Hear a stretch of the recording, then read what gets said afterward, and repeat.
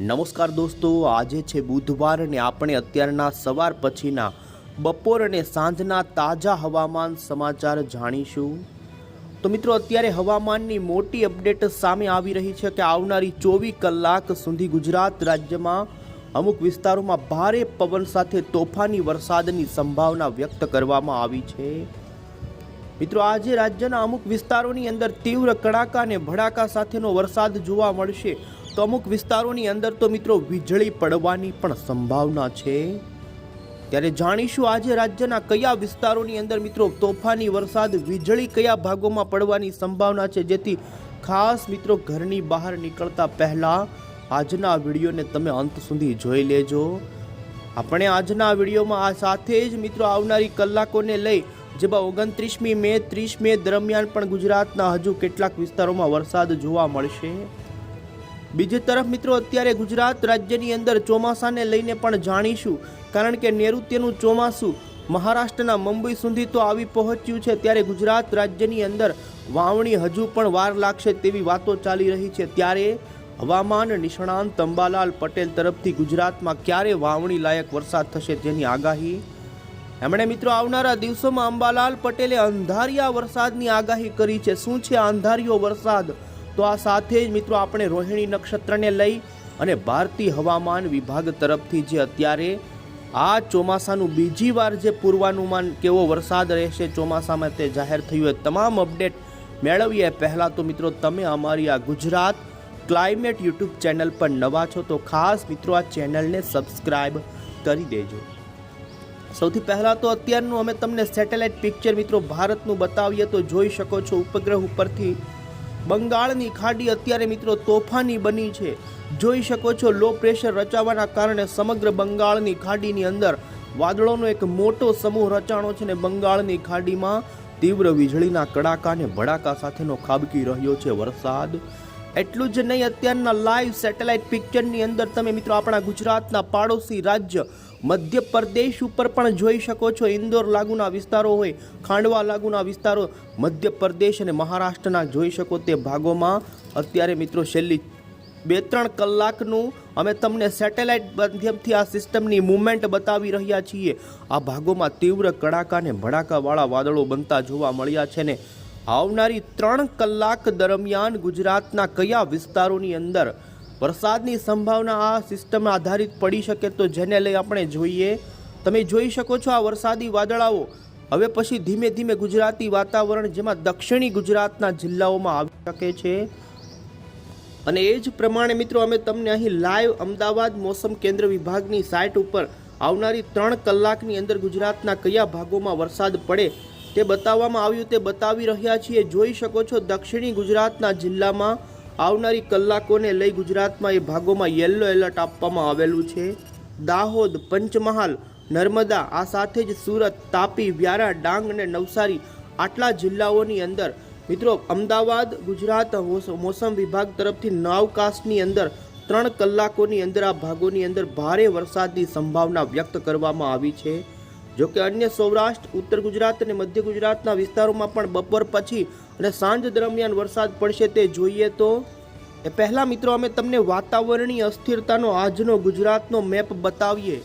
મિત્રો તમે જોઈ શકો છો અત્યારે ગુજરાત રાજ્યની અંદર જે વરસાદ પડી રહ્યો છે તે મોટા ભાગે વાતાવરણીય અસ્થિરતા, અપર મિડ અને લો લેવલના પવનોની અંદર જે અસ્થિરતા ઊભી થઈને જેના કારણે તીવ્ર કડાકા અને ભડાકા થવાની સંભાવના હોય છે, જેમાં જોઈ શકો છો ઉત્તર ગુજરાત, મધ્ય ગુજરાત, પૂર્વ ગુજરાત લાગુના અને થોડા દક્ષિણી ગુજરાતના ભાગોમાં આ વાતાવરણીય અસ્થિરતા જે ખાસ સાંજ દરમિયાન વધવાની છે, અને જેના કારણે ઉત્તર ગુજરાતના, પૂર્વ ગુજરાતના જિલ્લા હોય, મધ્ય ગુજરાતના પૂર્વ અને દક્ષિણી ગુજરાતના અમુક વિસ્તારોની અંદર તીવ્ર કડાકા ભડાકા સાથેના વરસાદની સંભાવના છે।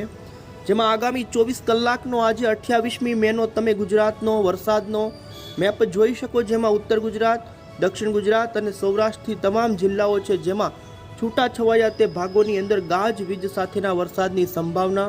જોકે કચ્છની અંદર હળવા વરસાદની સંભાવના છે, એ પણ ખૂબ જ સીમિત વિસ્તારની અંદર વધુ કોઈ સંભાવના નથી, પરંતુ તમે જોઈ શકો છો મિત્રો પૂર્વ ગુજરાતના મહીસાગર, આ સાથે જ દાહોદ, છોટાઉદેપુર, ભરૂચ, નર્મદાથી દક્ષિણી ગુજરાત અને સૌરાષ્ટ્રના ભાવનગર, અમરેલી અને ગીર સોમનાથના છૂટાછવાયા ભાગોની અંદર ભારે વરસાદ પડવાની સંભાવનાને લઈ આજે આટલા જિલ્લાઓમાં ગુજરાત હવામાન વિભાગે યલો એલર્ટ જાહેર કરેલું છે. તો આ સાથે જ 29મી મેના દિવસે પણ ગુજરાત રાજ્યની અંદર જો કે આજ કરતાં વરસાદની તીવ્રતા 24 કલાક પછી ઘટે તેમ છતાં પણ દક્ષિણી ગુજરાત અને સૌરાષ્ટ્રના જિલ્લાઓની અંદર જેમાં સુરત, નવસારી, વલસાડ, ડાંગ, છોટાઉદેપુર, વડોદરા, નર્મદાથી લઈ સૌરાષ્ટ્રના તમામ જિલ્લાઓની અંદર છૂટો છવાયો હળવો મધ્યમ, તો બાકી ઉત્તર ગુજરાત અને કચ્છના ખૂબ જ સીમિત વિસ્તારોની અંદર હળવા મધ્યમ વરસાદની સંભાવના બતાવવામાં આવી છે. ને ખાસ મિત્રો હવે પછી જાણી લો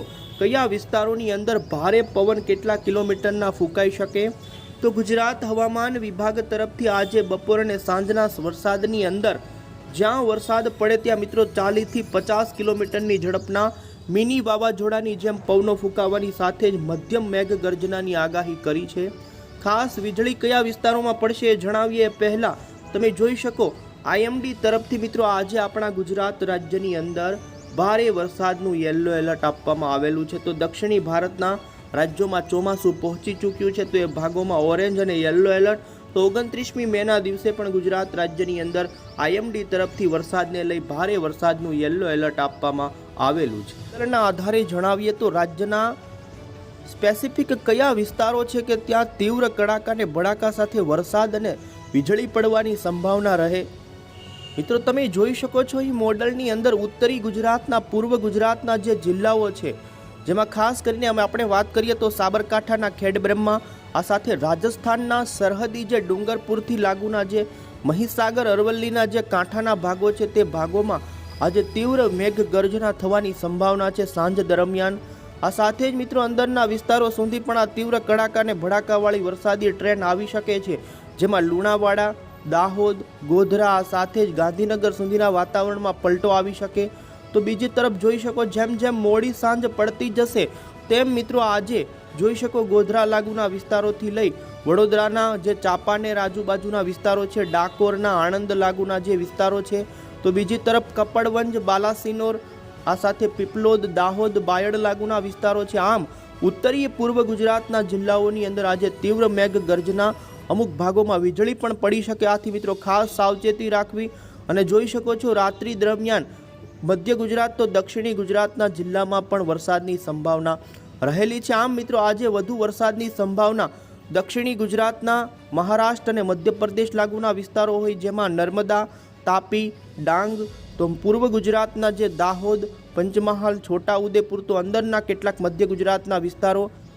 સૌરાષ્ટ્રની અંદર આજે મિત્રો ગઈકાલ કરતાં વરસાદની તીવ્રતાની અંદર ઘટાડો જોવા મળી શકે તેમ છતાં પણ પૂર્વ સૌરાષ્ટ્રના ભાવનગર, અમરેલી, ગીર સોમનાથ અને અમુક બોટાદ, રાજકોટના છૂટાછવાયા વિસ્તારોમાં અમુક ભાગોની અંદર વાદળાઓ રચાય તો અમુક ભાગોમાં ગાજવીજ થઈ શકે, બાકી વધુ સંભાવના નથી. કચ્છની અંદર પણ વરસાદની સંભાવના નથી મિત્રો. આજે ઉત્તર ગુજરાતના, પૂર્વ ગુજરાત લાગુના, મધ્ય ગુજરાતના પણ પૂર્વ ગુજરાત અને દક્ષિણી ગુજરાતના છૂટાછવાયા ભાગોની અંદર વરસાદની સંભાવના જોવા મળી રહી છે. મિત્રો હવે પછી આવતીકાલે પણ એ જ પ્રમાણેની સંભાવના અને 30 તારીખ પછી ગુજરાત રાજ્યની અંદર વરસાદની તીવ્રતાની અંદર ઘટાડો થઈ શકે. જો કે દક્ષિણ ગુજરાતની અંદર છૂટાછવાયા વિસ્તારોમાં પ્રી મોન્સૂન એક્ટિવિટી આગળના દિવસોમાં સતત શરૂ રહે તે પ્રમાણેનું અત્યારે મોડલનું અભ્યાસ મિત્રો જોવા મળી રહ્યું છે. અને હવે પછી મિત્રો આપણે હવામાન નિષ્ણાંત અંબાલાલ પટેલની અંત્ય આગાહી જણાવીએ. તેમણે મિત્રો ખાસ આગાહી કરતા જણાવ્યું છે રાજ્યની અંદર અત્યારે તો ભારે પવન સાથે ગાજવીજની આગાહી છે જ, પરંતુ આવનારી 7 થી લઈને 9 તારીખ સુધી રાજ્યના છૂટાછવાયા ભાગોમાં મિત્રો એક અંધારિયા વરસાદની સંભાવના વ્યક્ત કરી છે. મિત્રો અંધારિયો વરસાદ એટલે કાળા ડિબાંગ વાદળાઓ આકાશમાં રચાઈ જાય ને જાણે દિવસે રાત થઈ ચૂકી હોય તે પ્રમાણેનો અંધાર છવાઈ જાય, એ પ્રમાણેના અંધારિયો વરસાદ રાજ્યમાં ખાબકે તે પ્રમાણેની સંભાવના છે. ને તેમણે મિત્રો 10 જૂન સુધીની અંદર ગુજરાતમાં ચોમાસું આવી જાય તે પ્રમાણેની આગાહી અત્યારે કરી છે. આ સાથે જ મિત્રો રાજ્યની અંદર અત્યારે ખાસ દક્ષિણી ગુજરાતના ભાગોમાં ભારે વરસાદની સંભાવના, 30 અને 31 તારીખે ઉત્તર ગુજરાતના ભાગોમાં પણ વરસાદની સંભાવના અને 80 થી અમુક ભાગોમાં 90 કિલોમીટરની ઝડપે પવન ફૂંકાવાની સાથે મિની વાવાઝોડા સાથેના વરસાદની સંભાવના વ્યક્ત કરવામાં આવી છે. તો વધુમાં મિત્રો આપને જણાવીએ ગઈકાલે ભારતીય હવામાન વિભાગ તરફથી ગુજરાતની અંદર આ ચોમાસામાં કેવો વરસાદ પડશે જેનું પૂર્વાનુમાન તેમણે રજૂ કર્યું છે। તો મિત્રો ગુજરાતની અંદર આ વર્ષે 106% સુધીનો વરસાદનું પૂર્વાનુમાન કર્યું છે અને જૂન મહિનાની અંદર ભારે વરસાદ પડવાનું પૂર્વાનુમાન કર્યું છે। તો બીજી તરફ મિત્રો ભારતીય હવામાન વિભાગ તરફથી આપણા ભારતની અંદર તમે જોઈ શકો 27મી મેના દિવસે ખાસ કરીને આપણા મુંબઈના કાંઠાના જે ભાગો છે ત્યાં સુધી 2025ના ચોમાસાનું આગમન થઈ ચૂક્યું છે। તે પ્રમાણેની સત્તાવાર રીતે જાહેરાત થઈ ચૂકી છે। ત્યારે ગુજરાત રાજ્યની અંદર મિત્રો હજુ ચોમાસાને આવવામાં વાર લાગી શકે, એટલે કે મોન્સૂન બ્રેક આવવાની સંભાવના છે। અન્ય અપડેટો આ ચેનલ થકી અમે તમને સતત પહોંચાડતા રહીશું।